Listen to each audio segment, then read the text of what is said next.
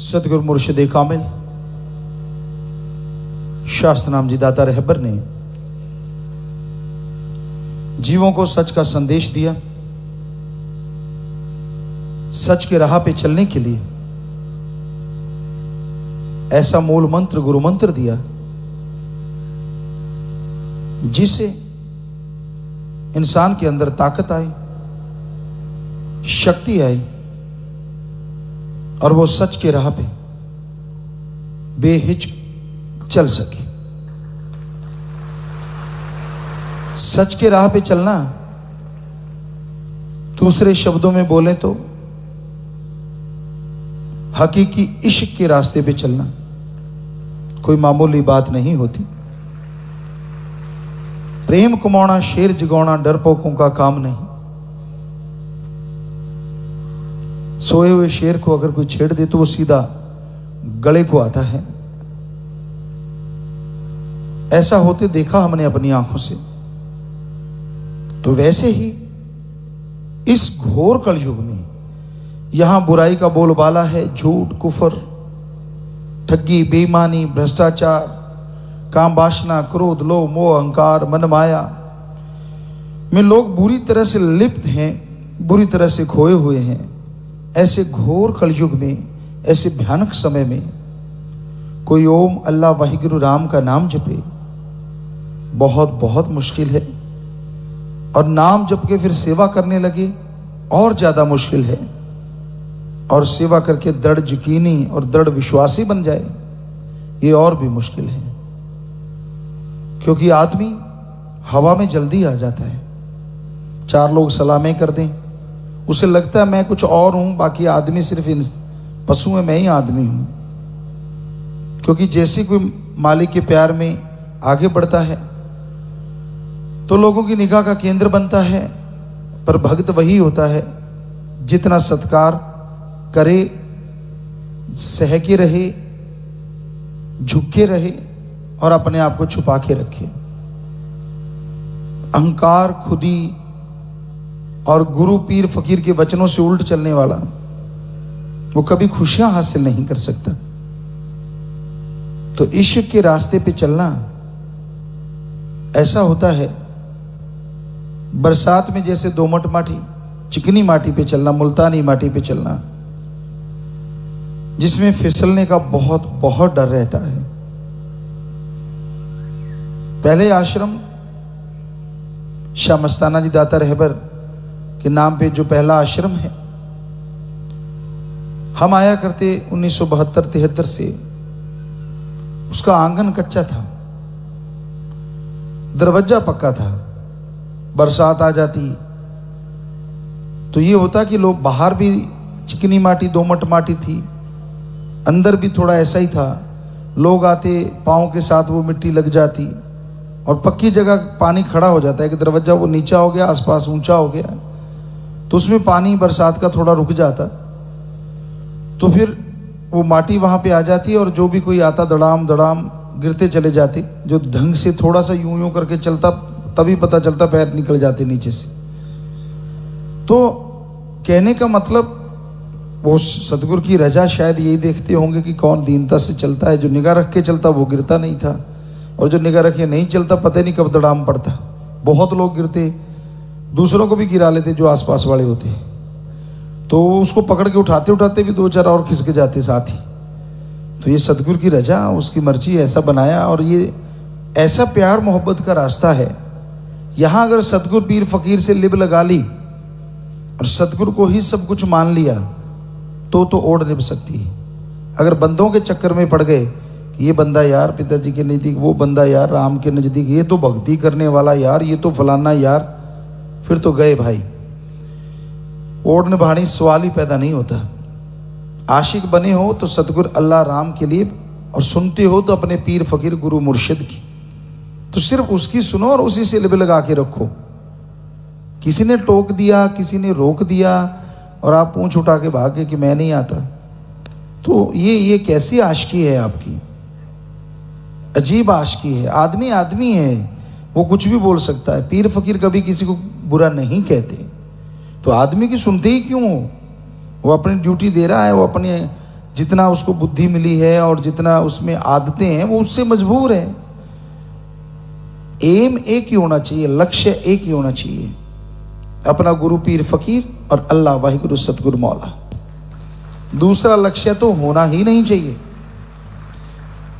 जो सेवा करते हैं और दूसरा लक्ष्य बना लेते हैं, सेवा आती है दया में रहमत चली जाती है, आती है चली जाती है, क्योंकि सिर है अमानत सतगुर दी, दर दर ते चुकाया नहीं जानता। दर दर का मतलब ये नहीं होता किसी और दर के, आदमी के आगे भी झुकते रहे, उसको भी मालिक मानते रहे और वो भरा हुआ बुराइयों का पुतला है तो आपको बुराइयां ही बख्शेगा।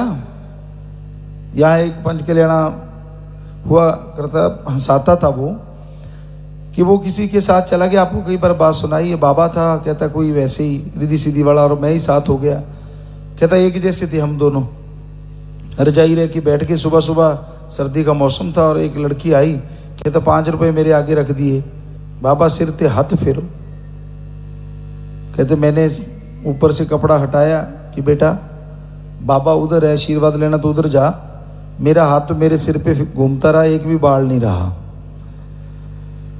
सो कहने का मतलब जो खुद पापी हैं, गुनाहगार हैं, बुरे कर्म करते रहते हैं, अगर उनके आगे झुकते रहोगे तो जो सेवा करते हो, सुमरण करते हो, सारी खुशियां, क्योंकि पतिव्रता खत्म हो गई तो वो इश्क की बात नहीं रहती, खत्म हो जाती है।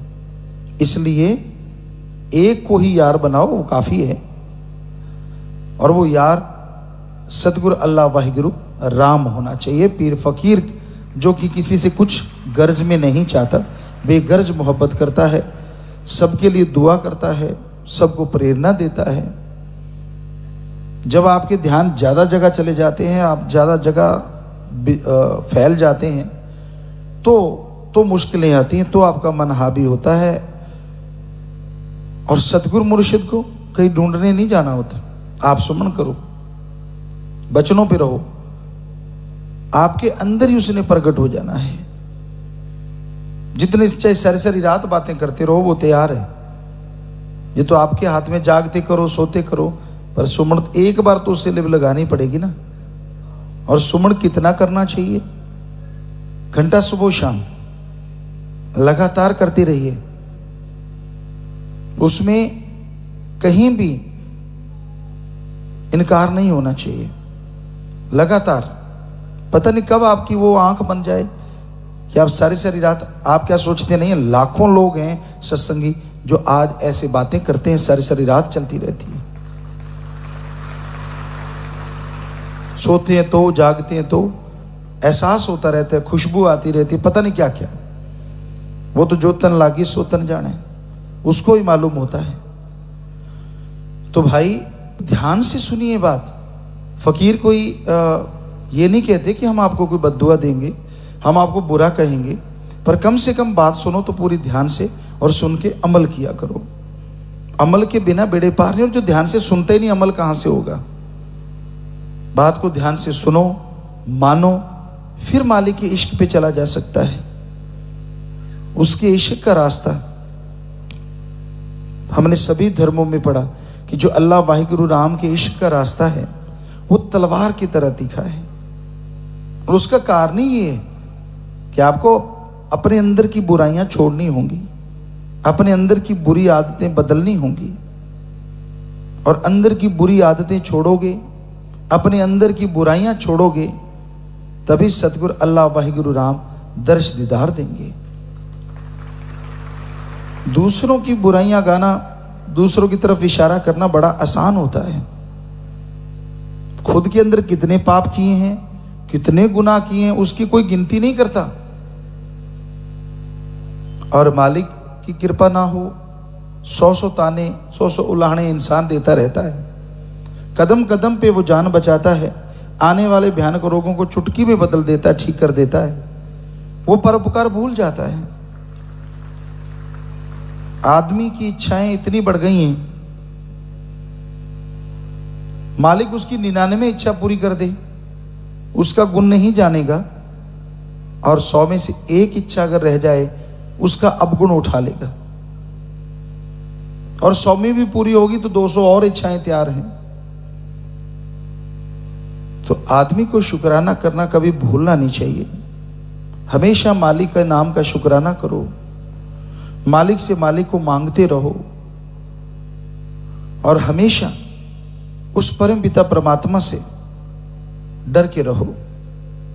आपको लगता है हम कहते हैं हर बॉडी में बेपरवाह जी ने ये फरमाया है, इस जन्म में ये दो काम करो, एक नाम जपो और प्रेम करो, किसी जीव का दिल न दुखाना कभी, मौत याद रखो, मालिक से डरो, उससे डर के रहो।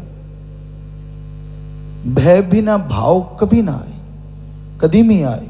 मतलब गुरु साहबानों ने, पीर फकीरों ने, सभी ने कहा है कि उसका अगर भय है तो प्यार बढ़ता है, क्योंकि मालिक का अगर भय रखेगा तो कोई बुराई नहीं करेगा कि यार अल्लाह वाहिगुरु राम को क्या मुंह दिखाएंगे। और अगर उसका भय नहीं, ना यकीन आता है, ना 10वां द्वार खुलेगा, ना ही नूरी स्वरूप के दर्शन होते हैं। तो भय रखना अति जरूरी होता है। जिनके अंदर उसके प्रति भय है फिर भी वो मालिक के रास्ते पे चल रहे हैं, उसके भय को हमेशा याद रखो, उसके नाम का जाप करो, उसकी बनाई औलाद से निस्वार्थ भावना से प्यार करो। मतलब ये होता है कि किसी को बुरा ना कहो, किसी की चुगली निंदा ना करो, किसी को गलत ना बोलो। ये है बेगर्ज प्यार। ये नहीं कि घर घर जाके आप प्यार करने लगे जाओ कि भाई मैं प्यार करने आया हूं बेगर्ज। ये प्यार नहीं होता है। मतलब कभी किसी का बुरा ना सोचो, गलत ना बोलो, कड़वा ना बोलो किसी को भी। ये है मालिक से प्यार करना। बेगर्ज निस्वार्थ व्यवहार के सच्चे बनो, ठगी बेईमानी ना मारो, पाप जुल्म ना करो। तो संतों के वचन हैं, पीर फकीर के वचन जो माना करते हैं, मालिक उनकी झोलियां लबालब जरूर भर दिया करते हैं।